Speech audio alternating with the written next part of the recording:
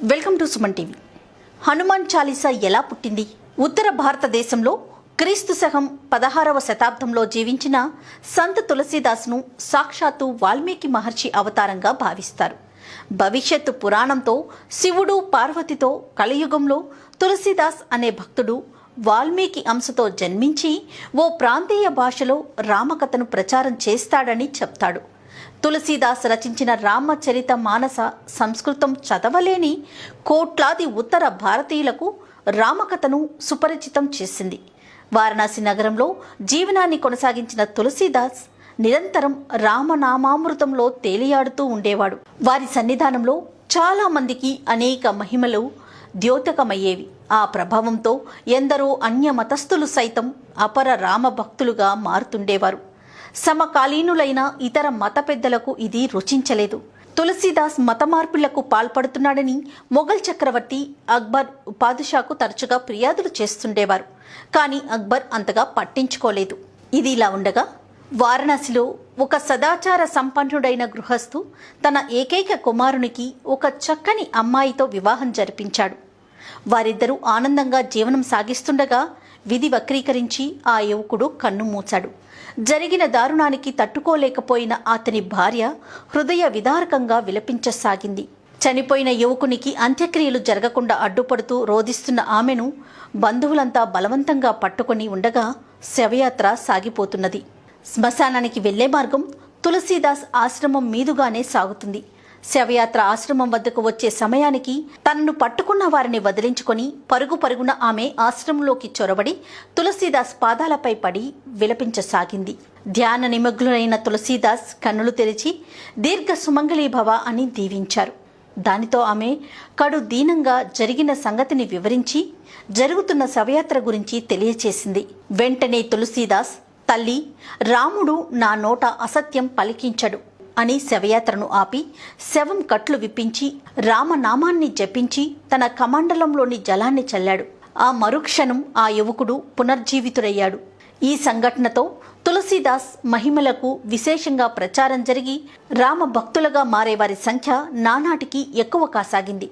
ఇక ఉపేక్షించితే కుదరదని ఇతర మత పెద్దలంతా ఢిల్లీకి వెళ్లి పాదుషాకి స్వయంగా వివరించి తగిన చర్యను తీసుకోవాల్సిందిగా ఒత్తిడి తెచ్చారు. ఢిల్లీ పాదుషా తులసీదాస్ను విచారణకు పిలిపించాడు. విచారణ ఇలా సాగింది. పాదుషా, తులసీదాస్ జీ, మీరు రామనామం అన్నింటికన్నా గొప్పదని ప్రచారం చేస్తున్నారట అని అడిగారు. దానికి తులసీదాస్, అవును ప్రభు, ఈ సకల చరాచర జగత్తుకి శ్రీరాముడే ప్రభువు. రామనామ మహిమను వర్ణించటం ఎవరితరం అని చెప్పాడు. వెంటనే పాదుషా, అలాగా, రామనామంతో ఎటువంటి పనినైనా సాధించగలమని చెప్తున్నారు, నిజమేనా అని అన్నారు. దానికి తులసీదాస్, అవును ప్రభు, రామనామానికి మించింది మరొకటి లేదు. దానికి వెంటనే పాదుషా, సరే, మేమిప్పుడు ఒక శవాన్ని తెప్పిస్తాం, దానిని మీ రామనామం ద్వారా బ్రతికించండి, అప్పుడు మీరు చెప్పిందంతా నిజమని నమ్ముతాము అని అన్నారు. వెంటనే తులసీదాస్, క్షమించండి ప్రభు, ప్రతి జీవి జనన మరణాలు జగత్ప్రభువు ఇచ్ఛానుసారం జరుగుతాయి, మానవ మాతృలు మార్చలేరు అని చెప్పారు. వెంటనే పాదుషా, తులసీదాస్ జీ, మీ మాటల్ని నిలుపుకోలేక, మీ అబద్ధాలు నిరూపించుకోలేక ఇలాంటి మాటలు చెప్తున్నారు. మీరు చెప్పినవన్నీ అబద్ధాలని సభాముఖంగా అందరి ముందు ఒప్పుకోండి అన్నారు. దానికి తులసీదాస్, క్షమించండి, నేను చెప్పేది నిజం అన్నారు. పాదుషాకి పట్టరాని ఆగ్రహం వచ్చి, తులసి, నీకు ఆఖరి అవకాశం ఇస్తున్నాను, నీవు చెప్పి ప్రాణాలు దక్కించుకో, లేదా శవాన్ని బ్రతికించు అని తీవ్ర స్వరంతో ఆజ్ఞాపించాడు. అప్పుడు తులసీదాస్ కన్నులు మూసుకొని ధ్యాన నిమగ్నుడై శ్రీరామచంద్రుణ్ణి స్మరించి ఈ విపత్కర పరిస్థితిని కల్పించిన నువ్వే పరిష్కరించుకోమని ప్రార్థించాడు. అది రాజా ధిక్కారంగా భావించిన పాదుషా తులసీదాసును బంధించమని ఆజ్ఞాపించాడు. అంతే, ఎక్కడి నుంచి వచ్చాయో వేలాది కోతులు సభలోకి ప్రవేశించి తులసీదాసును బంధింపవచ్చిన సైనికుల వద్దనున్న ఆయుధాలను లాక్కొని వారిపై గురిపెట్టి కదలకుండా చేశాయి.